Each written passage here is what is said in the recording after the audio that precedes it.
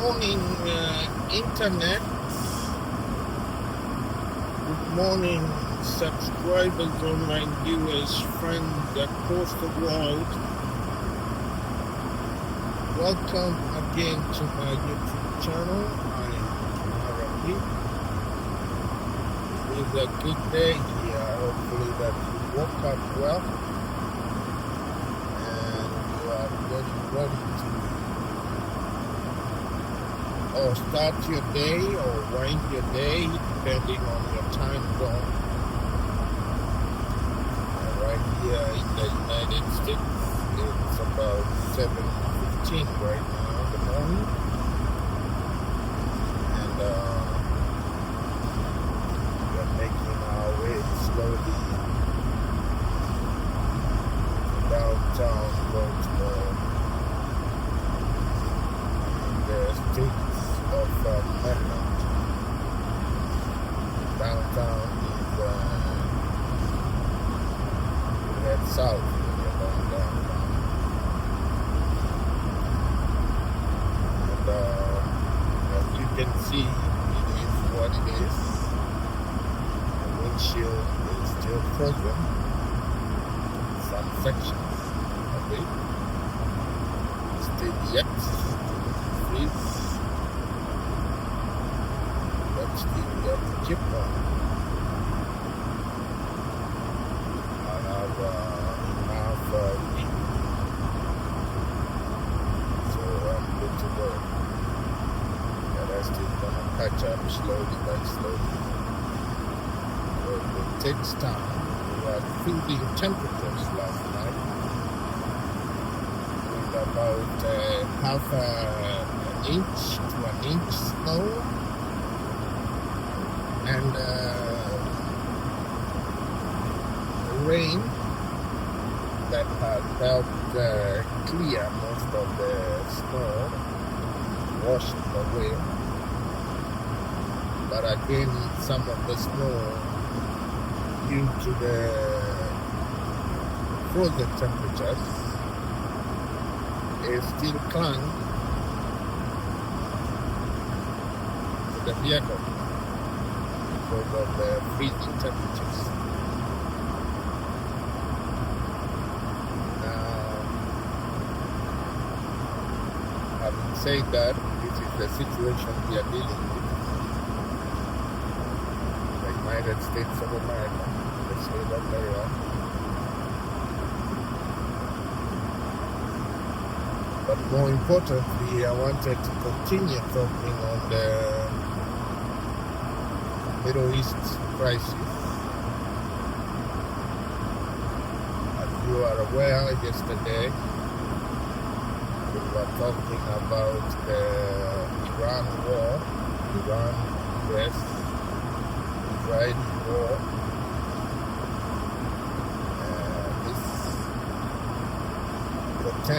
This war portends a lot of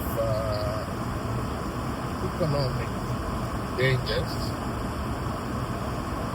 It is going to cost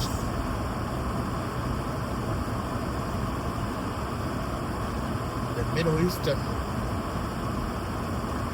economy here. As we talk, there is no flights that leaving or going to the Middle Eastern countries due to the strikes by the United States and Israel combined against Iran, and therefore Iran responding with a barrage of long-range ballistic missiles hitting U.S. bases wherever they are in the Middle Eastern area, and also targeting embassies, the U.S. embassies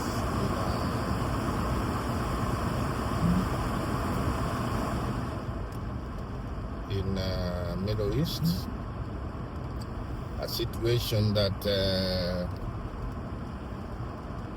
has brought a lot of tension.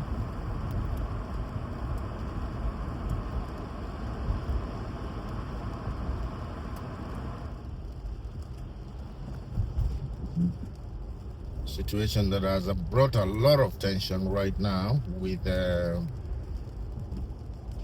embassies being blown left, right, and center. The airlines are afraid to fly in or out because you don't want to risk the lives of the people that you're carrying, because you don't know when the missile is gonna, what direction is coming from. Now, be it as it may, this war is or was unprecedented.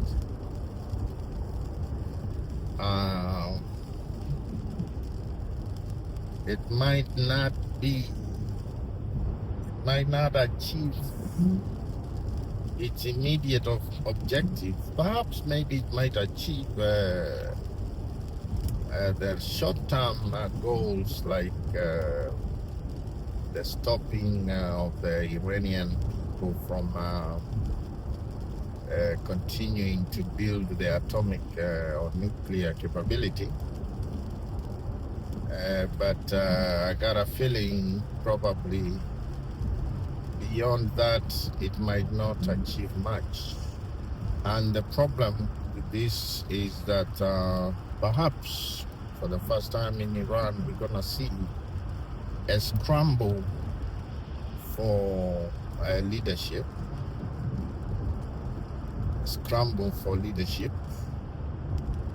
Iran is mainly a Persian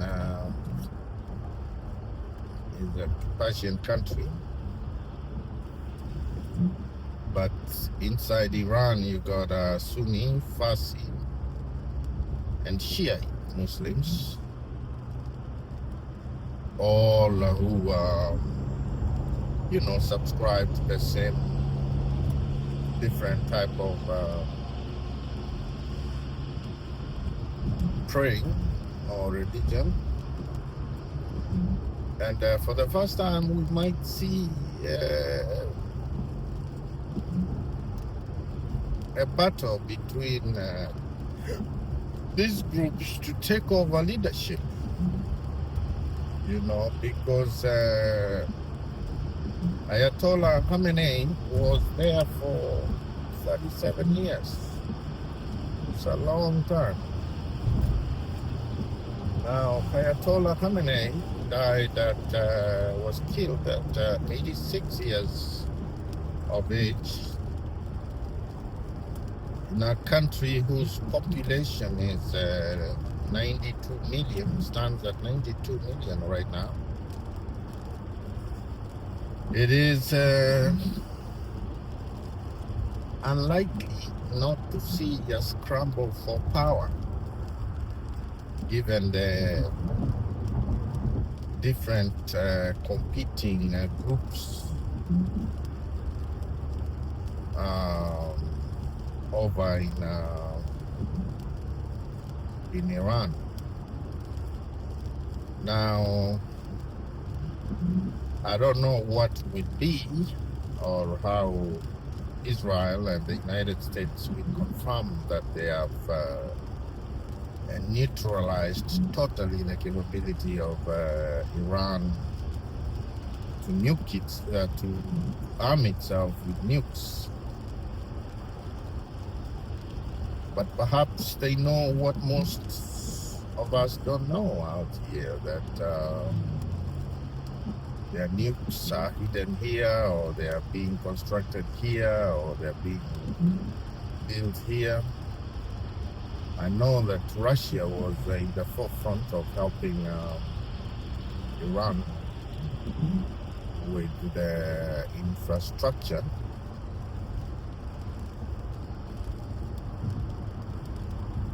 But Russia is at its weakest right now. I don't think it is capable of doing any war with anybody. or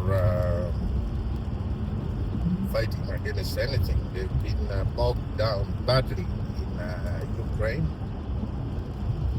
sustaining serious casualties and losing a lot of armor, a lot of their men too. So therefore, they are not in a position to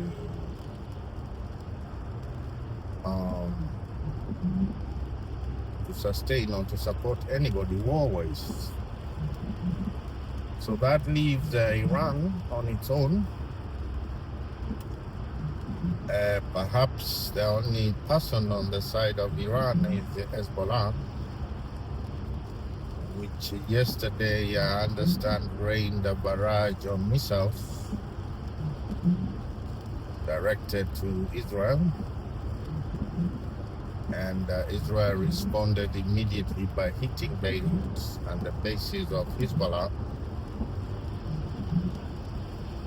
We don't know yet what the casualties are. It's difficult in this complex war like this to assess perhaps even the damage of what has been lost and what has been hit, because it's being conducted mainly randomly and in a very sporadic way. It will take time perhaps for the reality to sink in and before we get the actual numbers.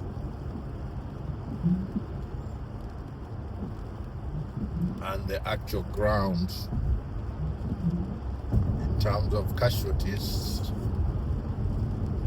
man and machine, what it is looking like. What is increasingly clear is that at some point, I believe Iran is gonna reach out to negotiate a deal. Perhaps even as early as a week or before 1 week. I'm sure they'll reach out to strike a deal before it's too late, because a sustained onslaught mounted by the United States and Israel, I don't know who can handle that firepower. Nobody has the capability to handle that firepower.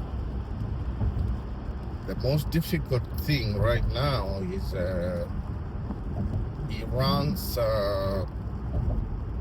regime, how it's gonna look like in the absence of Ayatollah Khamenei, who has been there for 37 years, long time, and who was getting increasingly unpopular in Iran with the hardline ideology. I did not see a lot of celebrations on the streets to celebrate or to demonstrate against his death. Perhaps people are afraid of missiles flying left, right, and center, and planes striking left, right, and center. Most people are afraid and staying indoors to be safe with their loved ones. It is not easy to be able to choose Iranian leader to succeed Khamenei.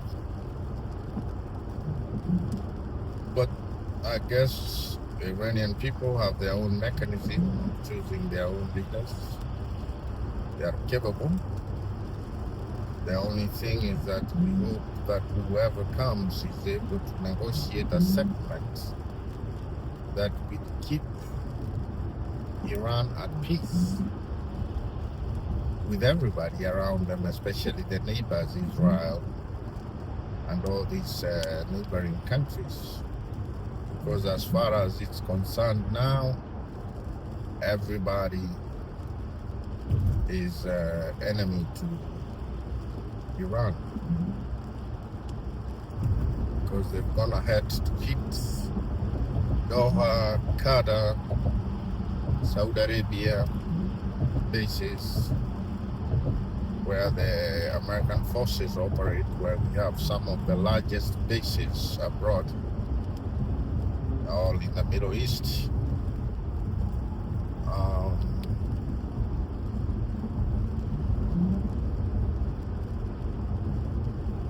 We really don't know what will be of the Middle East economy in the next few weeks. It's gonna be total collapse. Another issue is that the Strait of Hormuz processes, or the ships that pass through the Strait of Hormuz carry almost 20 million barrels of oil. They are not able to pass through the Strait of Hormuz for fear of being attacked by missiles and for fear of being caught up in the mess along with their goods heading east towards China and the rest of those countries. It is now a much more complex situation. The Strait of Hormuz is unpassable. You can't pass there, and the ships now have to go the longer way if they are headed east. That is also going to cause a longer delay in the delivery of goods, longer suffering, and we don't see an end in sight for this crisis. Perhaps if the ships were being protected in the Strait of Hormuz by maybe F-16 jet fighters, it could have been better, so that the trade can continue while the war is being handled also separately. But now, in the absence of that, it's really not telling when the Strait of Hormuz, one of the very areas that the ships pass through heading east, is now under siege. But we understand about 20 Navy ships, Iranian Navy ships, were sunk. So probably Iran might have less capability to strike, but you never know. There is no taking that for a yes at this point. I think everybody is taking precaution and not traveling at this point through that Strait of Hormuz area.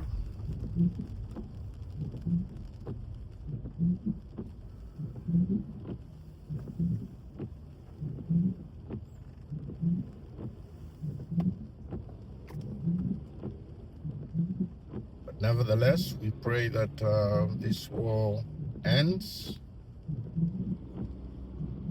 soon, before there's more damage to the rest of the world and the consequences are going to be felt. The oil prices is going to go up, of course, and the ordinary people are going to continue suffering out here.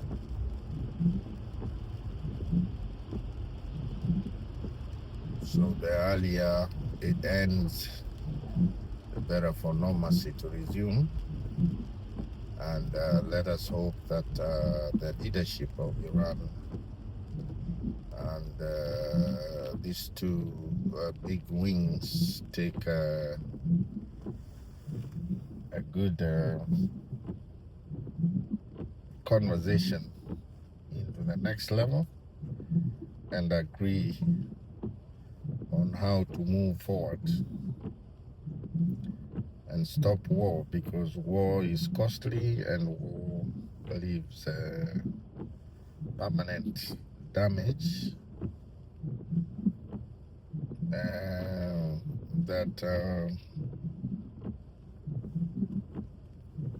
you can never replace with anything.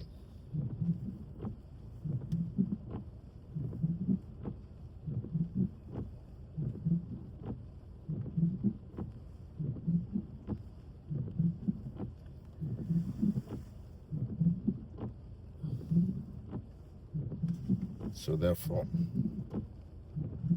folks will watch this space clearly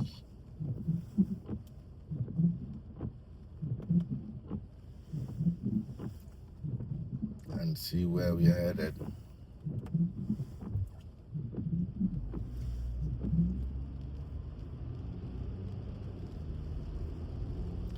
For those who have not subscribed to my YouTube channel, please subscribe to my YouTube channel. I am Kinarapete. We are today at 126 subscribers. We need to keep going, guys. So help me to get more subscriptions, to acquire more numbers. We are targeting 1,000 subscribers, perhaps by the end of this year or before. So help us to get there, folks.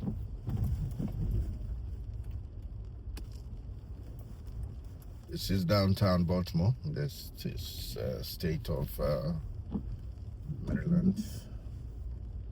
Trucks are in the city early to do deliveries to the restaurants, deliver foods.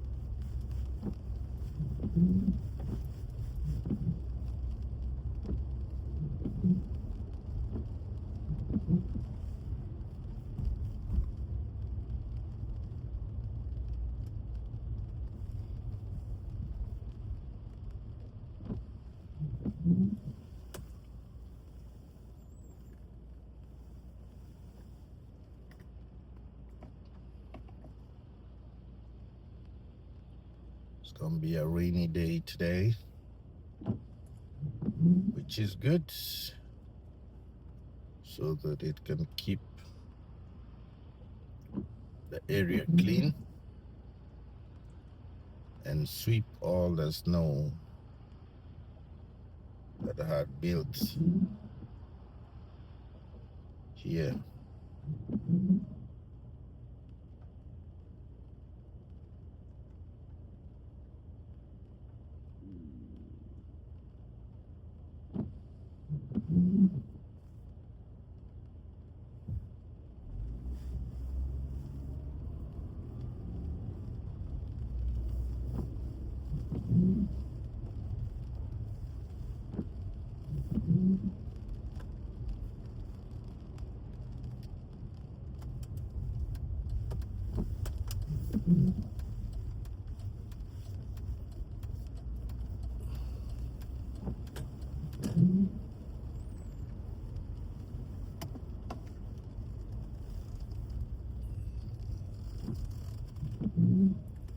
Folks,